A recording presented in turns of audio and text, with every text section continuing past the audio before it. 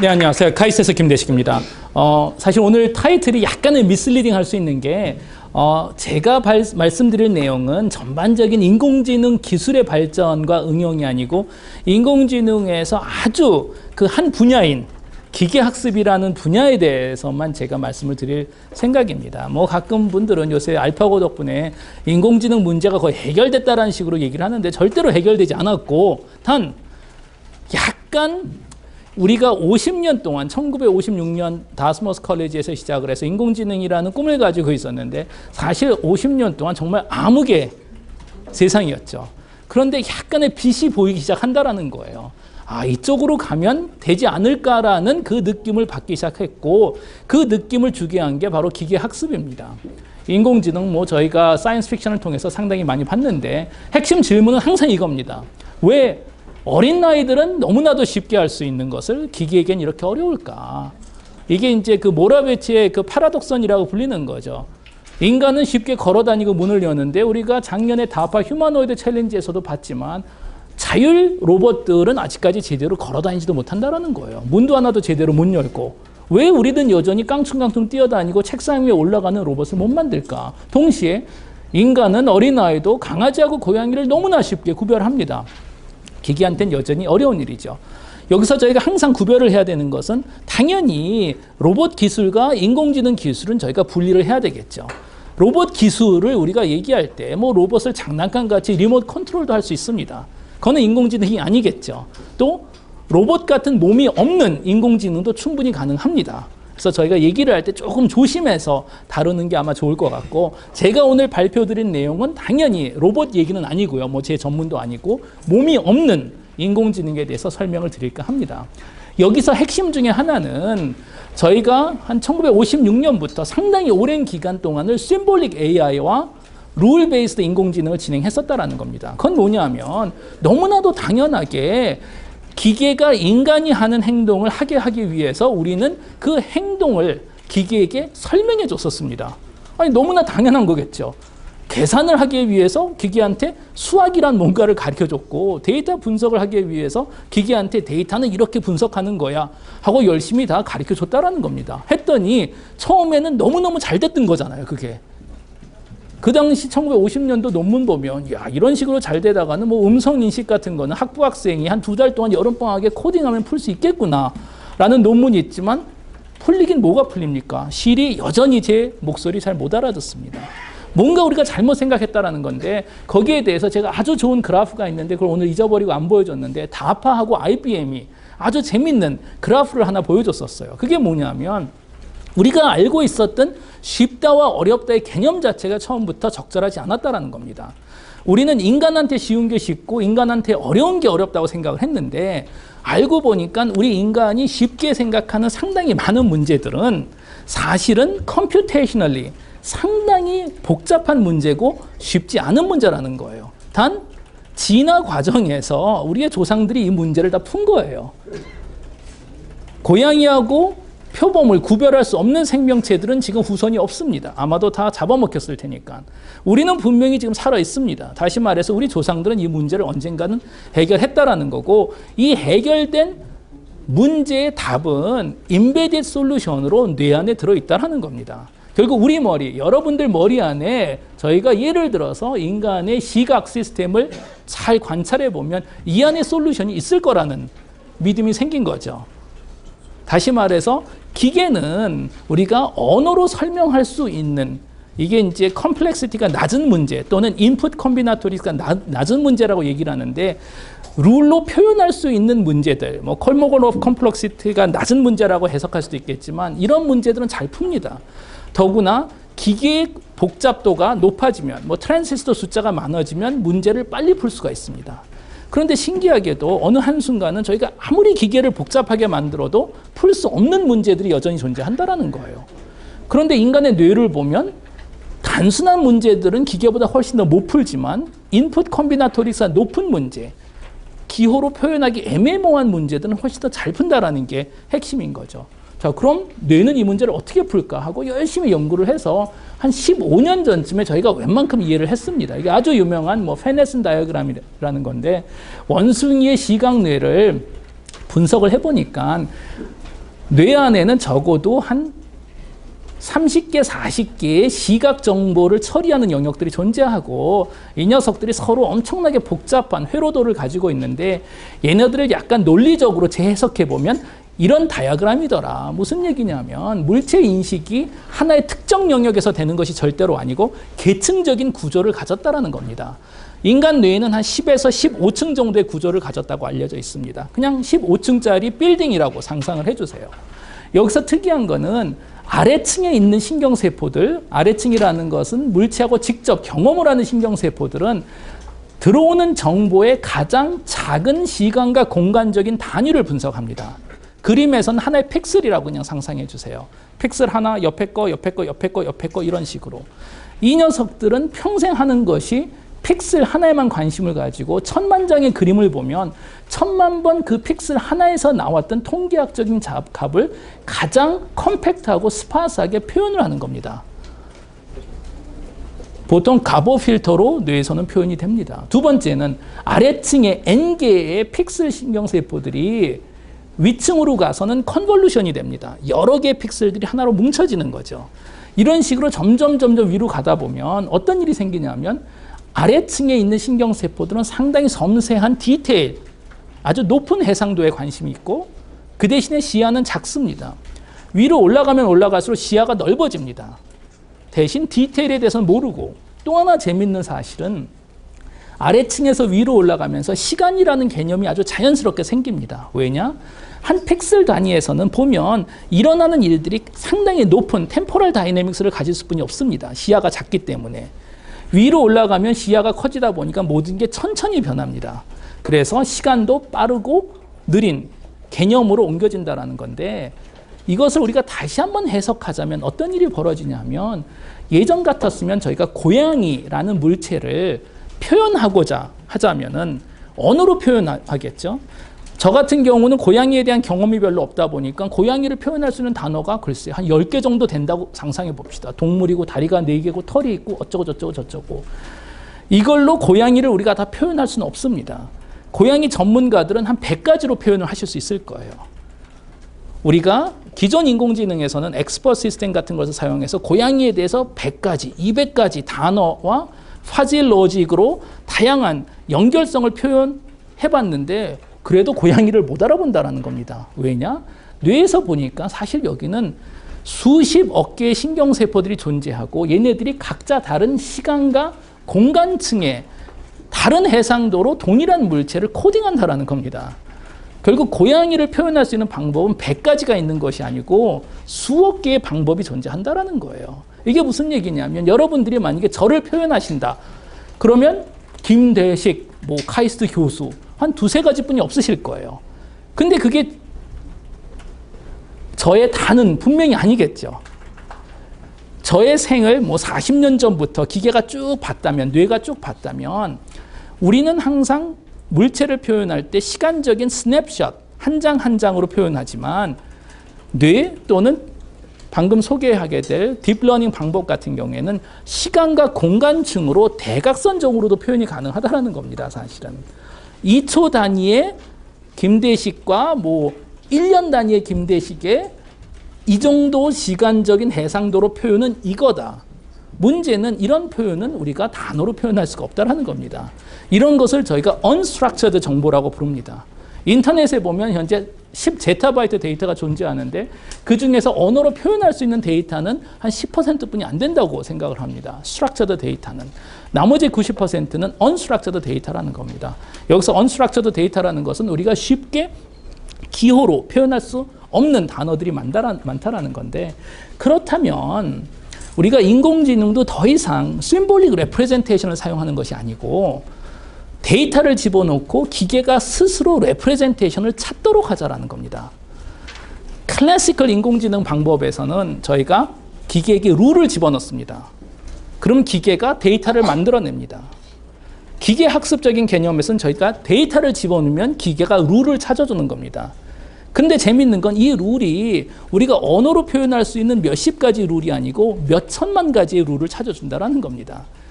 딥러닝에선 데이터를 집어넣으면 어떻게 보면 필터 펑션을 몇 천만 개, 몇 억 개의 필터를 찾아준다라는 겁니다. 근데 그 중에서 우리가 언어로 표현할 수 있는 필터는 지극히도 한정돼 있다라는 거죠.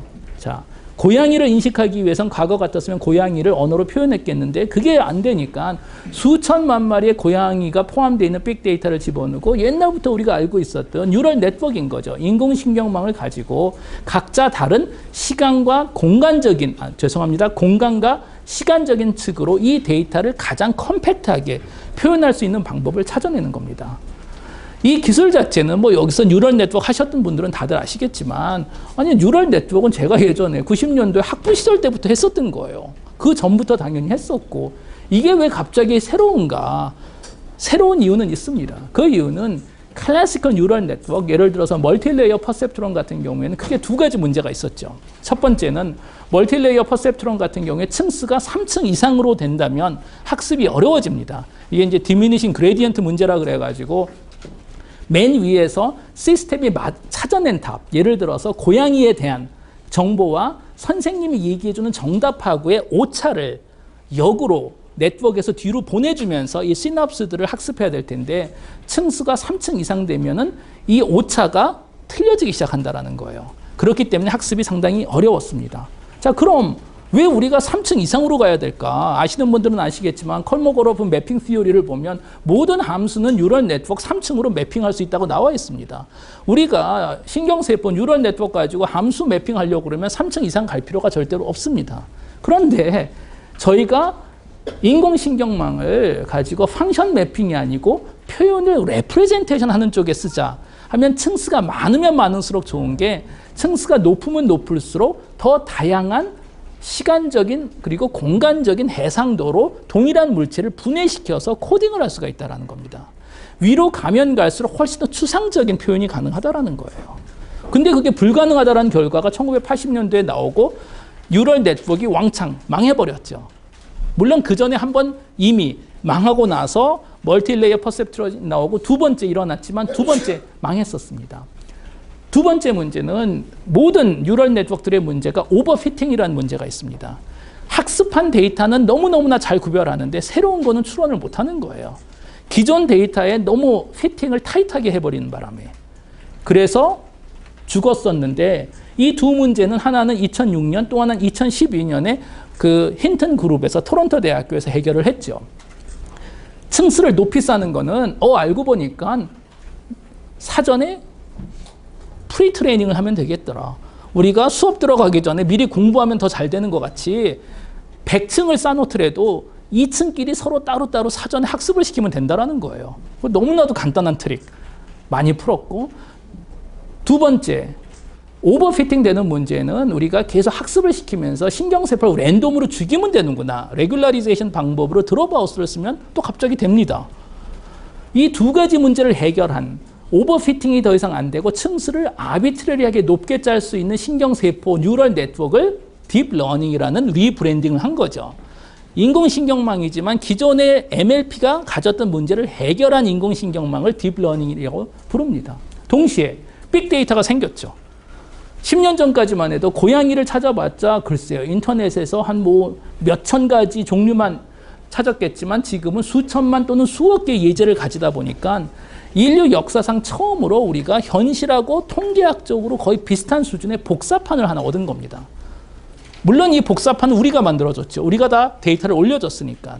덕분에 확률적으로 이제는 오리지널 현실에서 학습을 하든 복사판, 디지털 복사판으로 학습을 하든 퍼포먼스가 거의 비슷하다라는 거예요. 확률 분포가 서로 비슷해졌기 때문에 이제 드디어. 세 번째, 이 모든 것을 계산할 수 있는 GPU 같은 또 컴퓨터가 등장하는 바람에 이 세 가지가 합쳐져서 한 2012년, 13년부터 퍼펙트 스톰이 돼버린 거죠. 저희는 지금 알파고 얘기를 많이 하는데 사실 인간과 기계의 대결은 3년 전부터 진행이 되고 있었습니다. 예를 들어서 첫 번째 대결은 얼굴 인식입니다. 얼굴 인식은 사람은 얼굴을 인식할 때 97%로 인식을 하는데 2016년 버전은 99%고 사실 2014년부터 기계가 사람보다 얼굴을 더 잘 인식합니다. 두 번째, 물체 인식입니다. 94.9%로 인식을 하지만 이미 사람보다 수프라 휴먼 레벨이라고 그러죠. 사람보다 물체를 더 잘 인식한다라는 겁니다. 여전히 아직까지 사람이 더 잘하는 게 있는데 그건 뭐냐? 물체 디텍션입니다. 물체 인식과 디텍션은 약간 다른 문제죠. 물체 인식은 물체가 어디 있는지를 정확하게 알려줍니다. 이게 뭐예요? 하고 물어보면 자동차라고 답을 해야 되는 겁니다. 물체 디텍션은 어디에 어떤 타입의 물체가 몇 개 있는지 모르는 상태에서 다 찾아내야 됩니다. 고양이 4마리. 여기서는 이 하나하나를 다 찾아줘야 되는 겁니다. 사실은. 훨씬 어려운 문제고 가장 좋은 결과가 현재 62%고 인간은 당연히 90% 이상으로 인식을 합니다. 물체 디텍션은 상당히 어렵지만 한번 보시면 2013년에는 22%였었어요. 기계가. 이 상승률이 대단하다는 거고 야 이런 식으로 계속 가면 1, 2년 안에 디텍션까지도 풀 수 있겠구나라는 게 현재 많은 분들의 믿음입니다. 모르죠. 여기서 갑자기 세츄레이션 될 수도 있지만 아직까지는 계속 될 것 같다라는 느낌이고 2016년은 요거보다 좀 더 높아져서 거의 70%까지 지금 온 상태입니다. 이미지 또는 비디오 또 텍스트라는 아주 중요한 그 영역인데요. 사진 인식은 상당히 잘 되는 상태에서 우리가 다양한 여기선 지금 리커런트 뉴럴 네트워크를 썼다고 그러지만 사실 요새는 LSTM 같은 롱 숏텀 메모리를 더 많이 쓰고 있지만 이걸 사용하게 되면 이건 뉴럴 네트워크에 기억이 포함되어 있는 딥러닝이라고 상상하시면 됩니다. 이 물체를 언어로 표현을 할 수가 있습니다. 다시 말해서 우리가 사진을 찍어서 인터넷에 올려주면 레이블링을 한다라는 거예요. 뭐 오토바이를 타고 간다 아니면 하키 게임을 한다. 이건 사실 한 2년 전 된 결과고 최신 결과는 이제 몬트리올 그룹에서 벤지오 교수님이 많이 하시는 건데 동영상을 틀어주면 애텐션 시스템이 있어서 중요한 것에 집중을 한 다음에 그걸 기반으로 내레이션을 해줍니다. 여기서 이거고 저기서 저거고 여기서 어쩌고 저쩌고 저쩌고 저쩌고 이런 식으로. 2015년 11월 달 페이스북에서 소개한 결과죠. 이제 비슷한 개념으로 이게 LSTM이라는 네트워크인데요. 그림을 집어넣어주고 이 그림에 대해서 기계하고 대화를 할 수 있다는 거예요. 이 그림의 컨텐츠는 어린아이가 아마 목욕탕에서 이빨을 닦는 장면인데 남자 목소리가 사람입니다. 질문을 하면 기계가 여자 목소리로 처음 보는 사진에 대해서 대답을 하는 겁니다. Is there a baby in the photo? Yes. Where is the baby standing? Bathroom. What is the baby doing? Brushing teeth. 그래서 지금 이런 예제는 상당히 단순하지만 이제 알았어요. 어떻게 하는지. 그렇다면 지금 그 페이스북에서 이미 생각하고 있는 것은 넷플릭스 같은 컨텐츠 회사하고 같이 협업을 해서 오그멘티드 컨텐츠를 한다라는 겁니다. 증강 컨텐츠. 무슨 얘기일까? 인간이 컨텐츠를 즐길 수 있는 방법은 사실 두 가지뿐이 없습니다. 혼자 즐기거나 여러 명이 같이 즐기거나. 장단점이 있습니다. 혼자서 즐기면 편한데 뭐 좀 외롭겠죠. 친구들하고 같이 영화를 보면 재밌긴 하지만 또 귀찮잖아요. 냉장고에 있는 맥주도 다 마셔버리고. 인간이 가지고 있는 두 가지 본능. 하나는 편안함, 또 하나는 사회성. 이 두 가지를 동시에 만족시키는 건 불가능했는데 컨텐츠에 인공지능 기술이 녹아 들어간다면 우리가 집에서 혼자서 씻지 않고 트레이닝복을 입은 상태에서 영화를 보면서 인공지능 친구들하고 대화를 나눌 수 있다는 거예요. 저 배우 누구지? 어떻게 했지? 축구 경기도. 또 한 차원 더 간다면 축구 경기를 볼 때는 그냥 인공지능하고 대화하는 게 아니고 메시하고 대화를 하면 더 좋겠죠. 메시는 본인의 목소리하고 컨텐츠를 팔면 됩니다. 넷플릭스에. 그런 축구 경기를 보면서 전 세계 최고의 축구 전문가하고 대화를 나눌 수 있지 않을까 생각해 보고요. 페이스북에서 이쪽으로 상당히 관심이 많은데요. 현재 페이스북에서 동화책들을 가지고 학습을 시켜주고 있습니다. LSTM한테. 왜 이런 것을 할까? 이런 개념일 텐데요. 얼마 전에 소개된 건데 역시 그 LSTM을 사용해서 NBC 시트콤의 프렌즈 대본 한 500개 정도 되는 거로 알고 있는데 다 학습을 시켰더니 존재하지 않은 새로운 에피소드를 한번 쓰게 해본 겁니다.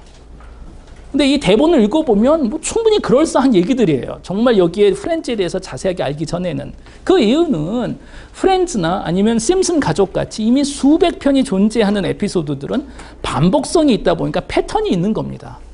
사실 우리도 상상할 수 있잖아요. 심슨 가족이 서울을 방문하면 어떤 일이 벌어질까? 바트 심슨은 광화문에서 말썽 부리다가 경찰한테 잡힐 거고, 호머는 김치 먹고 매워서 난리 부릴 거고, 리사는 또 색소폰 불면서 쟤네들 왜 저러나 하고 고개 흔들 거고. 패턴이 있으니까 인간도 상상할 수 있는 것 같이 그 데이터를 집어넣어서 패턴을 인식하면 기계가 제너레이션을 할 수 있다는 겁니다. 이건 제가 다 스킵할게요. 이미 뭐 많이 보셨을 것 같고 딥마인드에서 당연히 결국은 이 벽돌 깨기 같은 게임하는 것을 소개를 했었고 다음에 그 유명한 알파고죠. 재밌는 건 아시다시피 구글이 시도를 한 건 또는 알파고가 시도를 한 거는 바둑을 잘 두는 방법을 코딩한 것이 아니고 학습 데이터를 사용한 거죠. 한 12만 개의 대곡, 12만 개의 기보를 입력했다고 알려져 있는데 요거는 구글의 예제가 아니고 페이스북 예제입니다. 아시다시피 페이스북도 닥포레스트라는 바둑 프로그램을 만들고 있고 1월 18일 날 네이처 논문이 나오기 3일 전에 저커버기 본인 블로그에 이걸 올리면서 얘기를 했죠. 페이스북이 문제 대부분 풀었고 얼마 후에 논문 낼 거다. 근데 뭐 3일 후에 구글이 먼저 논문을 낸 거죠. 지금 두 회사가 아주 대결을 하고 있는 상태고 우리가 뭐 다 경험을 했죠. 그래서 이세돌 구단이 졌고 1월 29일인가 1월 30일 날 그 데미스 하사비스가 자 이제는 3월 달에 한국에 가서 이세돌 구단하고 대국을 하겠습니다 했을 때 저는 당연히 이세돌 구단이 이길 거라고 상상했었어요. 신문 칼럼도 다 쓰고 인터뷰도 다 주고 완전히 깨졌죠. 근데 다행히도 어떻게 보면 저만 틀렸던 게 아니고 대부분 인공지능 전문가들이 다 이세돌 구단이 이길 거라고 얘기했고 바둑 전문가도 그랬고 이세돌 구단 자신도 한 번이라도 지면 지는 거라고 얘기를 했었던 거잖아요. 왜 우리가 이렇게 실수를 했을까? 그 이유는 이제 다 제 변명입니다. 지금 제가 하는 거는 알파고는 인간을 잘 알았죠. 12만 번의 기보를 가지고 학습했고 또 그걸 기반으로 셀프 시뮬레이션으로 2천만 번을 또 학습을 한 거잖아요. 그런데 우리 인간은 알파고에 대해서 사실 알았던 게 외부 사람들은 두 가지뿐이 없었다라는 거예요. 첫 번째 1월 28일 날 나온 논문. 그 논문은 제가 상당히 열심히 분석했는데 1년 전에 나왔던 아타리 게임 논문하고 큰 차이는 없었어요. 사실은 기술적으로. 두 번째 2015년 10월 달에 유럽 챔피언 판후이하고 대국했었던 그 기보. 저는 바둑을 못 두지만 바둑 전문가들이 분석을 해보니까 판후이는 정말 우리나라 그 프로급 레벨로도 상당히 못하는 분이고 더 중요한 건 알파고도 판후이보단 더 잘했지만 우리나라 수준은 그렇게 잘하는 수준이 아니더라. 그래서 상상을 한 거죠. 2015년 10월부터 2016년 3월까지 한 6, 7개월 기간 동안 알파고가 아무리 업데이트 되더라도 한 2배, 3배 더 잘하겠구나. 그렇다면 판후이보다 좀 더 잘하는 2단 정도에서 아무리 좋아봤자 5단, 6단이겠다라는 게 가설이었습니다. 근데 이세돌은 9단이니까 대결이 안 된다라는 거예요. 근데 아주 재밌는 일이 벌어진 게 이세돌 9단하고 3월 9일 날 저는 경기할 때 갔었는데 전날 이세돌 9단이 잘 못했어요. 사실은. 본인도 아마 긴장해서 그랬던 것 같은데 그런데 알파고가 좀 더 잘했습니다. 자, 두 번째 대국에서는 이세돌 구단이 상당히 잘했습니다. 그런데 알파고가 그거보다 좀 더 잘했습니다. 그렇다면 우리가 약간 섬뜩한 결론을 하나 내릴 수 있는데 그건 뭐냐면 사실 그 누구도 알파고의 진정한 실력을 몰랐다라는 거예요. 알파고는 사람이 아니다 보니까 딱 이길 만큼만 잘하는 거고 더 이상의 실력은 낭비라고 생각하는 거겠죠. 마치 우사인 볼트가 초등학생하고 달리기를 하면 초등학생보다 좀 빠르게 달리고 고등학생하고 달리면 고등학생보다 좀 더 빠르게 달리는 것 같이 작년 10월 달 판후이하고 대국에서 알파고의 실력이 진정한 알파고의 실력이었는지 아무도 모른다라는 거예요. 제가 봤을 땐 딥마인드 분들도 몰랐던 것 같아요. 제가 3월 8일 날 구글에서 그 열었던 리셉션에 초대받아서 알파고를 직접 코딩한 데이비 실버 박사하고는 1시간 정도 토론을 벌였는데 제가 물어봤었어요. 어떻게 될 것 같냐? 했더니 뭐 이분은 비즈니스맨이 아니고 개발자니까 제 느낌으로는 상당히 솔직하게 말씀을 드렸다고 생각했는데 50대 50일 것 같다. 뭐 자기네들도 잘 모르겠지만 3대 2나 2대 3 정도가 될 것 같다라고 말씀을 하셨습니다. 결국은 본인들이 기대했었던 것보다 더 잘한 게 아닐까. 결국 뭐 채택도 이제 실업자가 될 수 있는 세상에 왔다고 생각을 하고 우리나라 분들이 대단한 게 벌써 동영상을 하나 프레임 바이 프레임으로 이세돌을 채택으로 바꿔서 동영상을 이미 다 만들었더라고요. 인지자동화의 의미 이런 거죠. 100년 전에 자동차가 등장했을 때 칼 벤츠는 다 수작업으로 만들었습니다. 가격도 비싸고 완성도도 떨어지고 1905년 헨리 포드가 자동화를 시키고 나서부터 가격이 100분의 1로 떨어지고 완성도가 높아졌죠. 저희가 250년 전에 산업혁명을 일으키면서 대부분 육체적인 노동은 기계에게 아웃소싱하고 저희는 교육을 받고 지적인 노동을 하기 시작한 거잖아요. 그런데 지적인 노동은 우린 다 수작업으로 하고 있습니다. 인간만 할 수 있는 거니까. 딥러닝 또는 기계학습이 보여주는 미래의 가능성 중에 하나는 어쩌면 그렇게 멀지 않은 미래에 상당히 많은 지적인 노동 역시 자동화되고 자동화된다라는 건 대량 생산이 가능해질 거라는 얘기입니다. 그럼 어떤 분야 시점부터는 우리가 무어의 법칙을 통해서 아무리 트랜시스터가 빨라지더라도 해결할 수 있는 이 영역의 문제는 해결을 못합니다. 그런가 하면 뉴로모픽 또는 뇌는 단순한 문제는 상당히 느립니다. 그런데 어느 한 시점부터 폰 노이만 기계가 풀 수 없는 문제를 풀기 시작한다는 거예요. 이 영역에 있는 모든 문제가 현재 우리 인간의 영역입니다. 이 영역을 우리가 뉴로모픽 디자인, 뭐 IBM에서도 많이 하고 있는 트루노스 디자인 같은 거라든지 아니면 딥러닝을 사용한다면 지금은 인간만 할 수 있는 영역이 이 정도 되는데 이걸 기계가 비슷한 수준으로 하고 또 기계가 하기 시작하면 얘는 자동화를 할 수 있다는 거예요. 불도저가 등장하는 순간 인간이 아무리 빨리 삽질을 해도 결국 기계가 이기는 것 같이 기계가 이런 것들을 어플리케이션에 대해서는 오늘 이제 다른 그 발표자분들이 설명을 해주시겠지만 다양한 예제들을 지금은 꼭 인간이 해야 될 일을 기계가 대신해 줄 수 있고 기계는 대신해 주는 것뿐만이 아니고 훨씬 더 빠르고 저렴하고 정확하게 해줄 수 있다는 겁니다. 결론은 1차 산업혁명은 증기기관이 만들어냈고 전기가 2차 산업혁명을 만들어냈고 정보기술이 3차 산업혁명을 만들어냈다면 지능 또는 인공지능이 4차 산업혁명을 만들어내는 게 아닐까라는 상상을 해볼 수 있지만 사실 1차, 2차는 같은 걸 얘기한다고 저는 주장을 하고 싶고 3차, 4차가 또 하나의 같은 겁니다.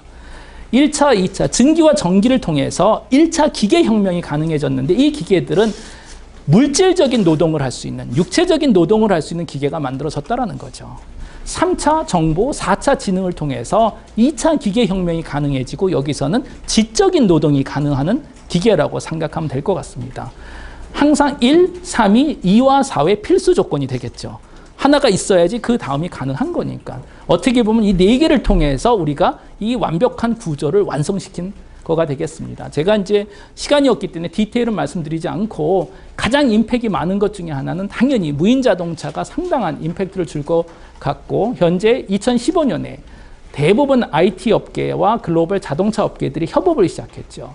구글은 포드하고 무인 자동차 회사를 설립했고 토요타는 MIT 스탠포드하고 협업을 하고 실리콘밸리에 인공지능 연구소를 차렸고 아우디는 엔비디아하고 협업을 하고 BMW는 바이두, GM은 위버의 경쟁사인 리프트하고 콜라보레이션하고 그리고 지난주에 제가 시간이 없어서 업데이트를 못했는데 크루즈라는 그 무인 자동차 자율주행 스타트업을 1조를 주고 $1 빌리언 주고 인수를 했습니다. 벤츠는 여전히 혼자 간다고 알려져 있습니다. 뭐 이런 건 제가 스킵을 하겠지만 CES 1월달 2016년에 보여줬었던 엔비디아의 딥러닝을 GPU 보드로 표현을 했고요. 해서 보면 뭐 주행하면서 저희가 물체 인식이 자동으로 되더라. 독일에서 자동차 몰고 빠른 속도로 안개 낀 데서 갔는데도 되고 내비게이션 시스템으로도 장착이 되어 있는 상태입니다. 크게 무인 자동차 비즈니스를 세 가지 그 영역으로 나누는데요. 누군가는 당연히 무인 자동차를 만들어야 되겠죠. 하드웨어. 단 자동차가 자율주행이 가능하다면 현재 존재하는 자동차가 자율적으로 운행하는 것뿐만이 아니고 자동차의 비즈니스 모델 자체가 바뀔 거라는 겁니다. 자동차가 어떻게 보면 가장 비효율적인 도구 중에 하나인 거죠.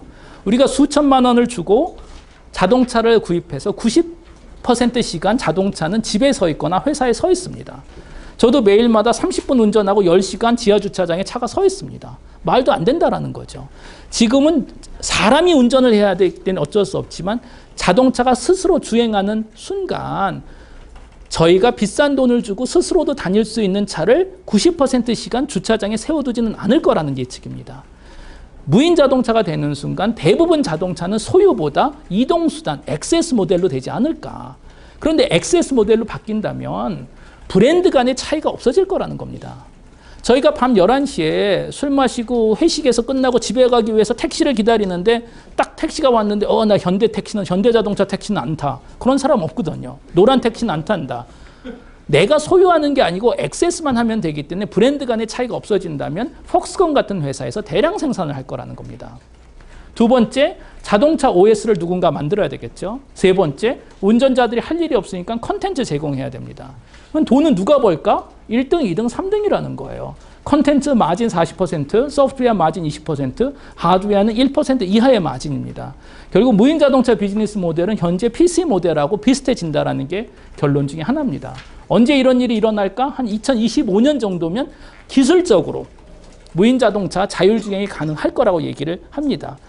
이 얘기는 절대로 2025년에 갑자기 모든 자동차가 자율주행으로 바뀐다는 얘기는 아니고 기술적으로만 가능하다는 얘기입니다. 그 다음 시나리오는 예측 불가능한 게 이건 사회의 선택입니다. 우리가 풀어야 될 다양한 보험제도, 법적인 제도 이걸 못 풀면 믹스드 트래픽이 됩니다. 무인과 유인 자동차가 믹싱되면 이 베네핏을 하나도 가져갈 수가 없기 때문에 무인 자동차로 바뀌는 데는 상당히 오랜 시간이 걸리겠지만 정부에서 엑셀러레이션을 한다. 예를 들어서 하나의 시나리오 중에 하나는 10년 안에 기술적으로 무인 자동차가 가능해지면 그 다음에 10년에서 20년 안에 네덜란드나 덴마크에서 제일 먼저 유인 자동차 불법 제도를 만들지 않을까라고 상상해 볼 수가 있습니다. 하나도 신기한 게 아닌 게 150년 전엔 우리 다 길거리에서 말을 타고 다녔지만 지금은 서울에서 말 타고 다니는 거 금지입니다. 말을 타고 싶으면 돈을 내고 어디 가서 타면 되는 것 같이 30년 후에는 자동차가 타고 싶으면 돈을 내고 어디 가서 타면 된다는 겁니다. 디즈니랜드에서도 할 수도 있을 거고 아니면 미국 같은 데서는 디트로이트 같이 망한 도시를 하나 다 묶어서 뭐 자동차 탈 수 있는 장소로 만들 수도 있겠죠. 4차 산업혁명의 뭐 다양한 로보틱스도 지금 변화가 있고 특히 ABB 그 다음에 쿠카 같은 경우에 마이크로소프트하고 협업을 하고 파눅 같은 경우에는 프레퍼 네트워크라는 동경대학교 교수님들이 많은 딥러닝 회사들하고 협업을 하기 시작했습니다. 맨 마지막 슬라이드가 되겠는데 우리가 아까도 쉴 때 뭐 특이점 얘기를 많이 했지만 특이점이 이런 거잖아요. 딱. 그럼 우리가 항상 얘기를 하는 거예요. 야, 니네 특이점에 왔었는데 왜 아무것도 안 했냐? 문제는 이런 그림은 역사책에서만 그릴 수 있다는 거예요. 사실은 이렇죠. 어디 가는지 우리도 몰라요. 특이점이 이렇게 올 수도 있고 이렇게 올 수도 있고 영원히 안 올 수도 있고 이게 우리가 어렵다라는 거죠. 분명히 변화가 오긴 오겠지만 정확하게 언제인지 모르는 상태. 이런 개념에서 제가 주장하고 싶은 거는 이 특이점이 우리가 상상하는 것보다는 조금 더 일찍 오지 않을까라는 상상을 하고 그렇지만 그래도 우리가 이 특이점을 예측하기 어려운 이유 중에 하나는 이게 그 인간의 한계 중에 하나가 우리는 모든 것을 과거 위주로 예측하다 보니까 이런 현상이 생긴다라는 거예요. 칠면조 효과 뭘까요? 미국에서는 11월 달에 생스기빙이 있죠. 추수감사절. 가족들이 다 모여서 칠면조 고기를 먹습니다. 매년마다 좀 다르지만 작년에는 11월 26일이었을 거예요. 제가 기억하기엔. 질문. 11월 25일 날 칠면조는 무슨 생각을 하고 살았을까? 우연히도 이 칠면조는 칠면조 중에 천재입니다. 그래서 모든 통계학을 다 알고 있어요. 얘는 그래서 데이터 분석을 하는 거예요. 1년 동안 무슨 일이 벌어졌나 하니까 1년 동안 농부가 아침 8시에 와서 밥을 줬어요. 그리고 하루 종일 재밌게 놀았어요. 그럼 농부는 좋은 사람이고 그 어느 방법을 사용해도 11월 26일은 그동안 1년 동안 다를 이유가 하나도 없습니다. 그런데 우리는 잘 알죠. 11월 26일 날 농부의 역할이 약간 달라지고 상상하지 못한 일이 하나 벌어집니다.